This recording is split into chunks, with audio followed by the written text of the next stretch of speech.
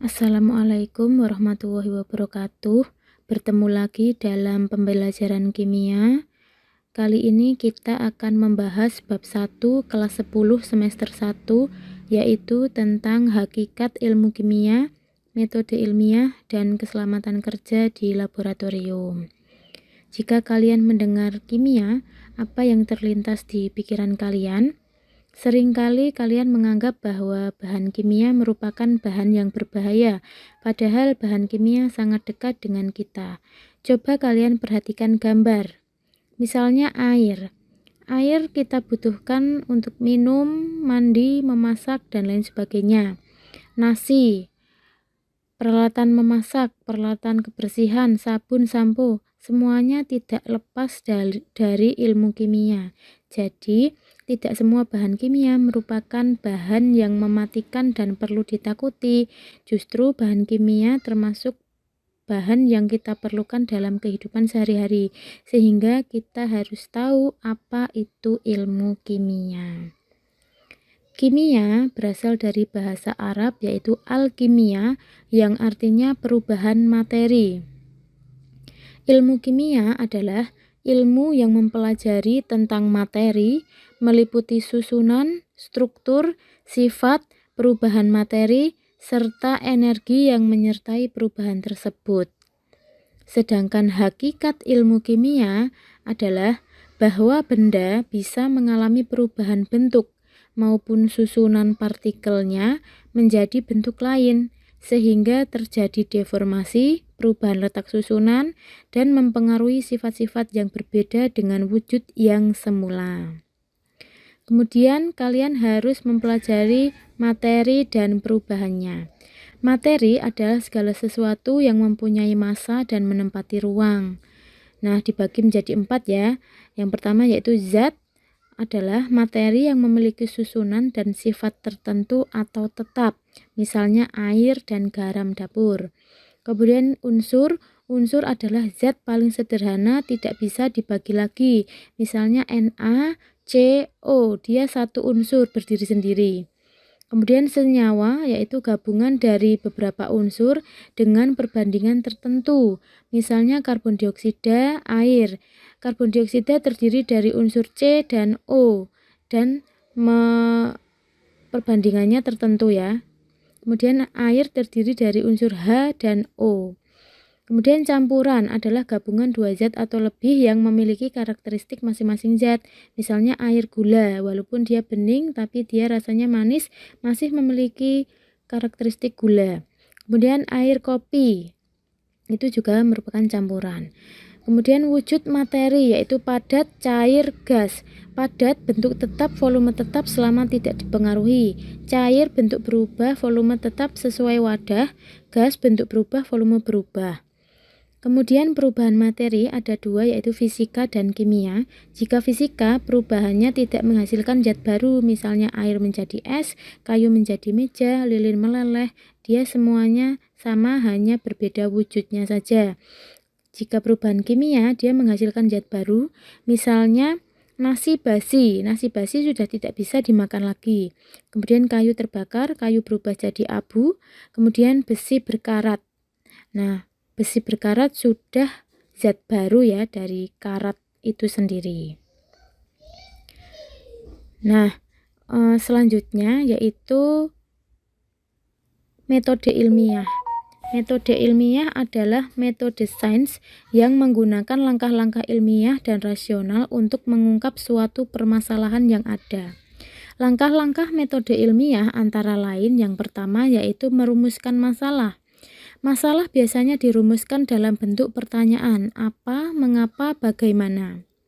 Kemudian mengumpulkan data dan informasi.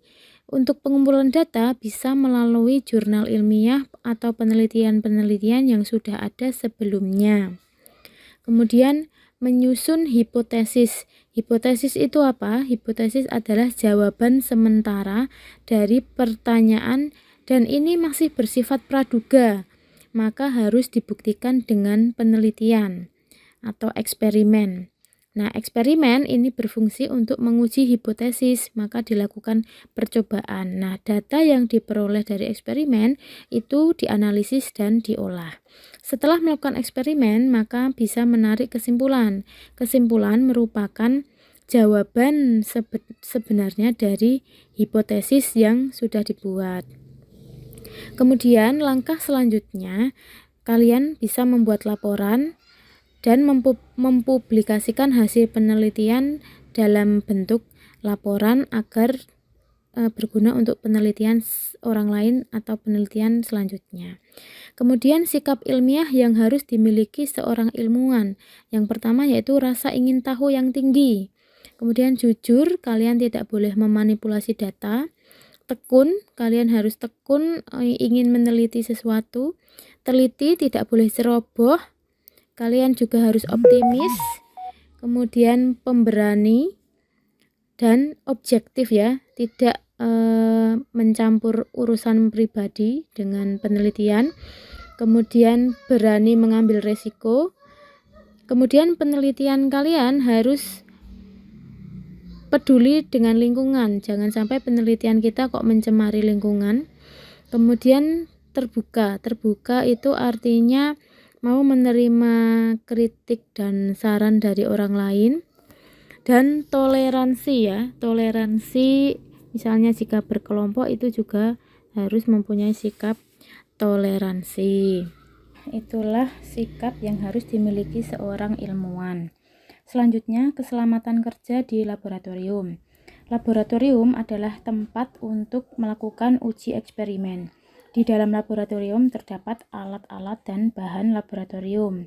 Yang pertama, alat-alat laboratorium, misalnya gelas kimia sebagai wadah, kemudian gelas ukur, kemudian Erlenmeyer sebagai wadah juga, kemudian tabung reaksi, yaitu tempat reaksi zat secara kualitatif.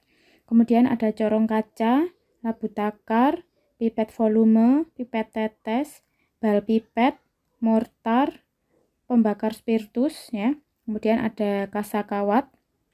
Nah, itu merupakan contoh-contoh alat-alat laboratorium. Ada alat-alat yang terbuat dari kaca dan juga tidak. Jika terbuat dari kaca, hati-hati saat menggunakannya. Kemudian ada simbol-simbol bahan laboratorium. Yang pertama yaitu eksplosif. Eksplosif artinya mudah meledak.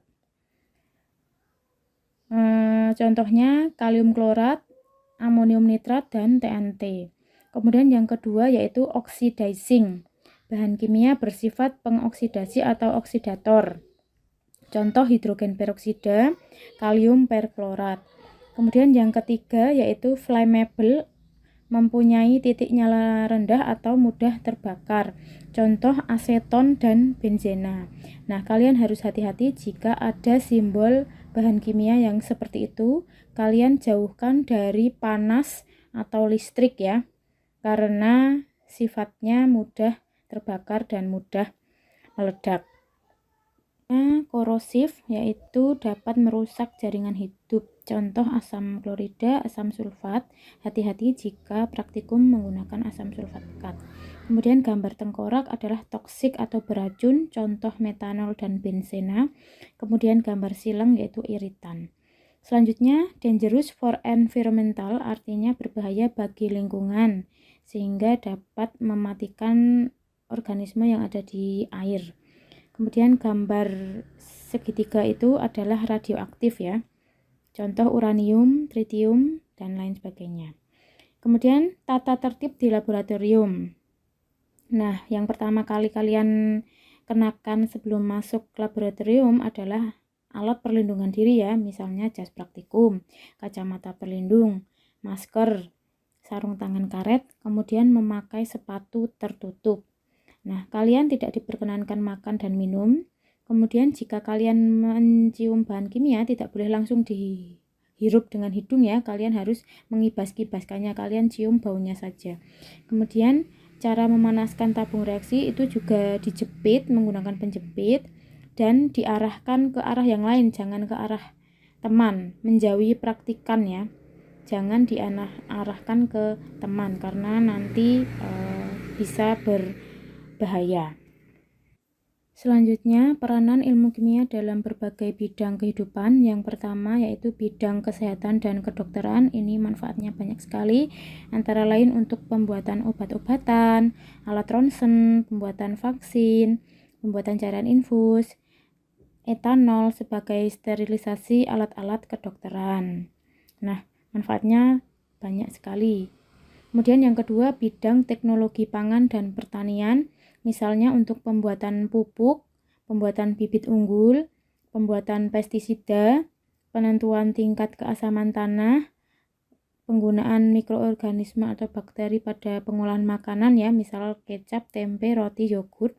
Kemudian pada pewarna makanan, pengawet makanan, penguat rasa, itu semua juga penerapan ilmu kimia dalam bidang pangan. Selanjutnya bidang geologi, antara lain untuk membantu memahami serta mengerti temuan para peneliti tentang bebatuan atau benda-benda alam. Yang keempat, bidang energi dan lingkungan, antara lain untuk pengolahan minyak bumi, pembangkit listrik tenaga nuklir, sel surya, baterai, dan pengolahan limbah pabrik. Selanjutnya yaitu di bidang hukum, ilmu kimia juga bermanfaat untuk tes DNA pada pelaku kejahatan dan uji forensik. Dan yang keenam yaitu bidang arkeologi, dimanfaatkan untuk radioisotop karbon 14 untuk mencari tahu usia fosil. Nah, demikianlah bab 1 dari submateri A sampai submateri D. Semoga kalian paham ya. Sampai jumpa di pertemuan selanjutnya.